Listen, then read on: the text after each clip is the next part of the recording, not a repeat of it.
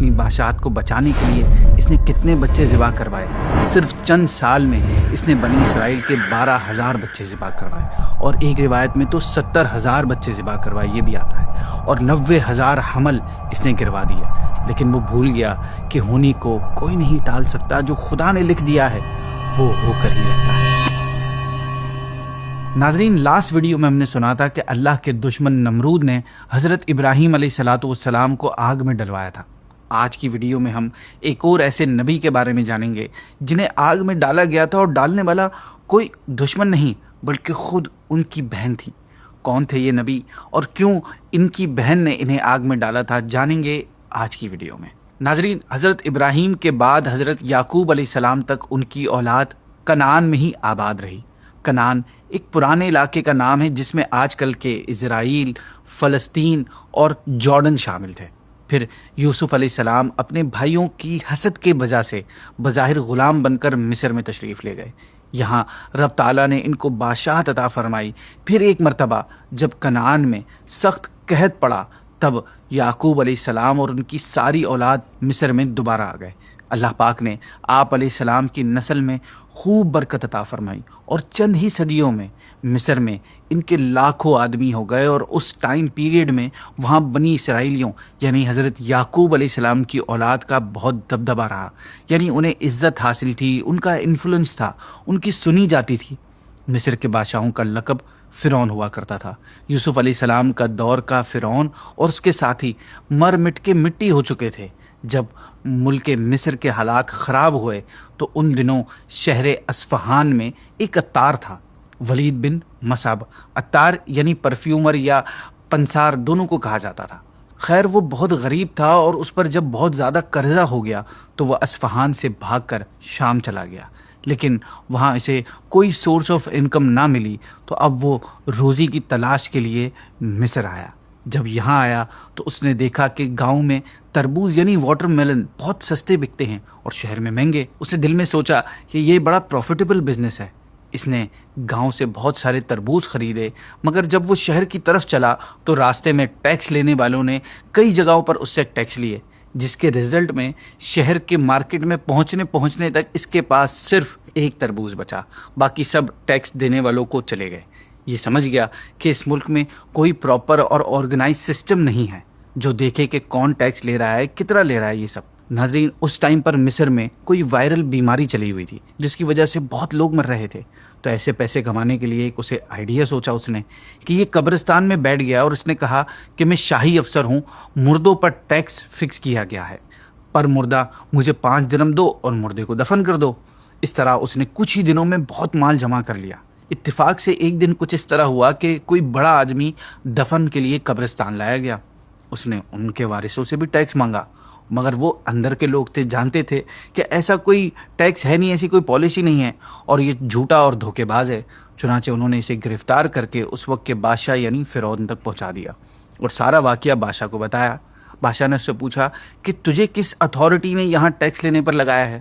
ولید نے کہا، مجھے کسی نے اس کام پر نہیں لگایا، میں تو اپنی مرضی سے یہ کام کیا ہے، اور اس کا مقصد آپ تک پہنچنا تھا۔ یہ کام صرف آپ تک پہنچنے کے لیے میں نے کیا ہے، اور میں آپ کو بتانا چاہتا ہوں کہ آپ کے ملک میں بہت کرپشن ہے۔ مجھ صرف اکیلے انسان نے جو دوسرے علاقے سے بلانگ کرتا ہے 3 مہینوں میں آسانی سے لوگوں کو دھوکہ دے کر اتنی مال و دولت جمع کر لی ہے۔ تو آپ سوچیں کہ آپ کے دوسرے گورنر، منسٹر اور اتھارٹیز کیا کچھ کر رہے ہوں گے۔ یہ کہہ کر ولید نے سارا مال بادشاہ کے سامنے ڈال دیا اور کہا کہ آپ ملک کا انتظام میرے حوالے کر دیں تو میں آپ کے ملک کے حالات بہتر کر دوں گا اور کرپشن کا بالکل خاتمہ کر دوں گا۔ بادشاہ کو یہ بات اس کی پسند آئی اور اس نے ولید کو کوئی معمولی ذمہ داری دے دی۔ ولید نے اپنی ہوشیاری اور عقل مندی سے وہ طریقہ اور وہ اسٹریٹجی اپنائی جس سے بادشاہ بھی خوش رہا اور رعایا بھی، اور اس طرح آہستہ آہستہ یہ تمام لشکر کا لیڈر بنا دیا گیا اور ملک کا انتظام اچھا ہو گیا۔ وقت گزرتا رہا، جب بادشاہ مصر مرا تو رعایا نے ولید کو بادشاہ کے تخت پر بٹھا دیا۔ اس نے بادشاہ بنتے ہی سب سے پہلا اور عام اعلان کیا کہ لوگ مجھے سجدہ کریں، یعنی مجھے خدا مانیں۔ ناظرین، آپ جانتے ہیں کہ وہ ولید کون تھا؟ ولید کوئی اور نہیں، ہماری آج کی ویڈیو کا تاریخی دشمن فرعون تھا۔ موسیٰ علیہ الصلوۃ والسلام کے دور کا فرعون۔ آج ہم فرعون کے بارے میں جانیں گے۔ ناظرین، جب اس نے سجدہ کرنے کا اعلان کیا تو سب سے پہلے اس کے وزیر حامان نے اس کو سجدہ کیا، اور پھر دوسرے امیروں اور سرداروں کے ذریعے مصر کے دوسرے لوگوں کو بھی اس نے اپنے آپ کو سجدہ کروانا شروع کر دیا، اور جو لوگ اس تک نہیں پہنچ سکتے تھے، جو دور دراز کے ایریاز میں رہتے تھے، ان کے لیے اس نے اپنے نام کے بت بنا کر بھجوا دیے اور وہ ان بتوں کو سجدہ کیا کریں۔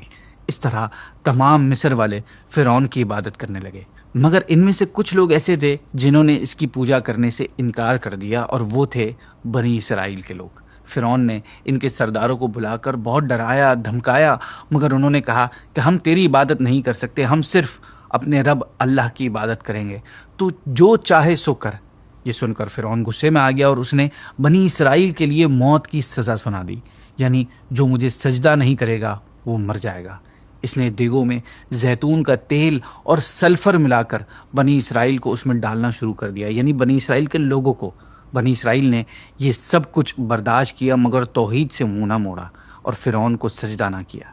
جب بہت سارے بنی اسرائیلی جلا دیے گئے، تب حامان نے فرعون سے کہا کہ ان کو مہلت دے اور ان کو دنیا میں ذلیل کر کے رکھ۔ تب جا کے اس نے بنی اسرائیل کو جلانا چھوڑا اور بنی اسرائیل پر طرح طرح کے ظلم کرنا شروع کر دیے۔ فرعون کی سختیاں بنی اسرائیل پر بے پناہ تھیں۔ فرعون نے بنی اسرائیل کے بچوں کو اپنا غلام بنا لیا تھا۔ ان کی عورتیں فرعونیوں کی خادمائیں تھیں۔ ان کے جوانوں کو سخت اور مشکل کام دیے ہوئے تھے۔ ان سے اتنے زیادہ کپڑے دھلوائے جاتے جن سے ان کی کمر اور گردن زخمی ہو جاتی تھی۔ غریبوں پر ٹیکس لگا دیے تھے جو روزانہ شام سے پہلے لیے جاتے تھے۔ اگر کوئی ایک دن کا بھی ٹیکس نہیں دے پاتا تھا تو ان کے ہاتھ گردن کے ساتھ باندھ دیے جاتے تھے اور مہینے بھر تک ان کو اس مصیبت میں رکھا جاتا تھا۔ کمزور اور بوڑھے لوگوں کو قبطیوں، یعنی جو بنی اسرائیل کے علاوہ جو دوسری قوم تھی، فرعونیوں نے ان کے لیے اینٹیں بنانے کے کام پر لگایا ہوا تھا۔ وہ ان کے مکانات تیار کرتے تھے، ان کے واش روم اور گلیوں میں جھاڑو دیا کرتے تھے۔ ان کی بوڑھی عورتیں فرعونیوں کے لیے کپڑے بناتی تھیں۔ یہ سب ظلم و ستم ہو رہا تھا بنی اسرائیل پر، فرعون کو خدا نہ ماننے کی وجہ سے۔ ناظرین، فرعون کا ظلم و ستم اپنی انتہا کو اس وقت پہنچا جب اس نے ایک ڈراؤنا خواب دیکھا۔ اس خواب کو دیکھنے کے بعد اس نے بنی اسرائیل کے ساتھ وہ کیا جو ثابت کرتا ہے کہ فرعون صرف اسلام کا دشمن نہیں بلکہ وہ انسانیت کا دشمن تھا۔ اس نے خواب دیکھا کہ بیت المقدس کی طرف سے ایک آگ آئی جس نے تمام قبطیوں یعنی فرعونیوں کو جلا ڈالا، مگر بنی اسرائیلیوں کو کوئی نقصان نہ پہنچا۔ اور پھر دیکھا کہ بنی اسرائیل کے علاقے سے ایک بڑا اژدہا نکلا جس نے اس کے تخت کو نیچے گرا دیا۔ فرعون نے یہ عجیب خواب دیکھ کر بڑا پریشان ہوا۔ اس نے خواب کا مطلب سمجھنے والوں کو دربار میں بلایا اور انہیں اپنا خواب بتایا۔ انہوں نے فرعون سے کہا کہ اے فرعون، اس خواب کا مطلب یہ ہے کہ بنی اسرائیل میں ایک لڑکا پیدا ہوگا جو تیری حکومت کے ٹکڑے ٹکڑے کر دے گا۔ اپنی بادشاہت ختم ہونے کا سن کر فرعون نے فوراً اپنے سپاہیوں کو بلوایا اور انہیں آرڈر جاری کیا کہ 1000 سپاہی ویپن کے ساتھ اور 1000 دائیاں یعنی میڈ وائف بنی اسرائیل کے محلے میں لگا دو۔ ناظرین، یہ کوئی بنی اسرائیل کی خدمت کے لیے نہیں لگوائی گئی تھی، بلکہ ان کے لیے آرڈر یہ تھا کہ بنی اسرائیل کے جس گھر میں بھی لڑکا پیدا ہو اسے قتل کر دیا جائے۔ جی ہاں، اس نے پیدائشی بچوں کو ذبح کرنے کا حکم دیا، صرف اس خوف سے کہ کہیں ان میں سے ایک بچہ اس کی بادشاہت ختم نہ کر دے۔ کتنا انسیکیور تھا۔ اور آپ جانتے ہیں کہ اپنی بادشاہت کو بچانے کے لیے اس نے کتنے بچے ذبح کروائے۔ صرف چند سال میں اس نے بنی اسرائیل کے 12,000 بچے ذبح کروائے، اور ایک روایت میں تو 70,000 بچے ذبح کروائے، یہ بھی آتا ہے، اور 90,000 حمل اس نے گروا دیے۔ لیکن وہ بھول گیا کہ ہونی کو کوئی نہیں ٹال سکتا، جو خدا نے لکھ دیا ہے وہ ہو کر ہی رہتا ہے۔ ساری دنیا جمع ہو جائے، خدا کے لکھے کو تبدیل چینج نہیں کر سکتی۔ جب حضرت موسیٰ علیہ الصلوۃ والسلام کی ولادت کا وقت قریب تھا تو قدرت کا کرنا یہ ہوا کہ بنی اسرائیل کے بوڑھے بھی جلدی جلدی مرنے لگے۔ تب قبطیوں نے فرعون سے درخواست کی کہ بنی اسرائیل میں موت کا بازار گرم ہے، یعنی ان میں موتیں بہت ہو رہی ہیں اور ادھر ان کے بچے قتل کیے جا رہے ہیں۔ اگر کنڈیشن یہی رہی تو کچھ ہی ٹائم میں یہ قوم ختم ہو جائے گی، اور اگر یہ قوم فنا ہو گئی تو ہماری خدمت کون کرے گا؟ تب فرعون نے یہ حکم جاری کیا کہ اچھا، اب سے 1 سال بچے قتل کیے جایا کریں گے اور 1 سال چھوڑے جائیں گے۔ اللہ کی شان کہ چھوڑے جانے سال میں ہارون علیہ الصلوۃ والسلام پیدا ہوئے، موسیٰ علیہ الصلوۃ والسلام کے بڑے بھائی، اور قتل کے سال موسیٰ علیہ الصلوۃ والسلام کی پیدائش ہوئی۔ جب حضرت موسیٰ علیہ السلام کی والدہ حاملہ یعنی پریگننٹ ہوئی تو فرعون کی دائیاں ان کے گھر میں تھیں اور سپاہی دروازے پر آنے لگے۔ جب ولادت کا وقت قریب آیا تو ایک دائی ان کے گھر میں رہنے لگی۔ جو طریقہ تھا، موسیٰ علیہ الصلوۃ والسلام رات کے وقت پیدا ہوئے۔ فرعون کی دائی کا کام یہ تھا کہ پیدا ہونے والا اگر لڑکا ہو تو اسے ذبح کر دے، لیکن دائی نے جیسے ہی حضرت موسیٰ علیہ الصلوۃ والسلام کو دیکھا، اللہ پاک نے اس کے دل میں آپ کی محبت پیدا کر دی۔ اس دائی نے آپ کی والدہ سے کہا کہ کسی بھی طرح اس کو قتل ہونے سے بچاؤ۔ یہ کہہ کر اس نے خود ایک ذبح کیا ہوا بکری کا بچہ ایک ہانڈی میں ڈال کر سپاہیوں سے کہا کہ اس گھر میں لڑکا پیدا ہوا تھا، میں نے اسے ذبح کر دیا ہے، اور دیکھو میں اسے دفن کرنے کے لیے جنگل میں جا رہی ہوں۔ سپاہیوں نے دائی پر بھروسہ کیا اور بعد میں کوئی تحقیق نہ کری۔ اس طرح اللہ پاک نے پیدائش کے وقت موسیٰ علیہ الصلوۃ والسلام کی حفاظت فرمائی، اور موسیٰ علیہ الصلوۃ والسلام اپنے گھر میں ہی پرورش پاتے رہے۔ ادھر نجومیوں نے فرعون کو بتا دیا کہ بنی اسرائیل میں وہ بچہ پیدا ہو چکا ہے۔ فرعون نے اس خطرے سے بچنے کے لیے ہزاروں بچے قتل کروا دیے تھے۔ جب اس کو یہ بات پتہ چلی کہ خطرہ ابھی تک سر پہ منڈلا رہا ہے تو وہ پریشان ہو گیا۔ اس نے سپاہیوں پر سختی کی تو پتہ چلا کہ جتنے بچے بھی پیدا ہوئے ہم نے ان سب کو اپنے ہاتھوں سے مارا ہے۔ ہاں، ایک بچہ ایسا ہے جس کو دائی نے مارا تھا۔ حکم ملا کہ فوراً اس گھر کی تلاشی لو اور بغیر انفارم کیے گھر میں گھس جاؤ تاکہ بچہ ہو تو اسے چھپانے کا انہیں موقع نہ ملے۔ سپاہی بے پردہ حضرت موسیٰ علیہ السلام کے والد کے گھر میں گھس آئے۔ اس وقت موسیٰ علیہ السلام اپنی بڑی بہن مریم کی گود میں تھے۔ مریم نے سپاہیوں کو آتے دیکھا تو فوراً موسیٰ علیہ الصلوۃ والسلام کو پاس موجود بھڑکتے ہوئے تور میں اس طرح ڈال دیا کہ سپاہیوں کو پتہ نہ چلے۔ انہوں نے یہ کام ایس سوچ سے کیا تھا کہ اگر سپاہیوں نے بچے کو دیکھ لیا تو موسیٰ اور ہم سب سپاہیوں کے ہاتھے مارے جائیں گے۔ اینی ویز سپاہیوں نے گھر کی تلاشی لی اور کچھ نہ پا کر وہ واپس لوٹ گئے۔ والدہ نے مریم سے پوچھا کہ موسیٰ کہاں ہیں، تو انہوں نے بتا دیا کہ کیا معاملہ ہوا۔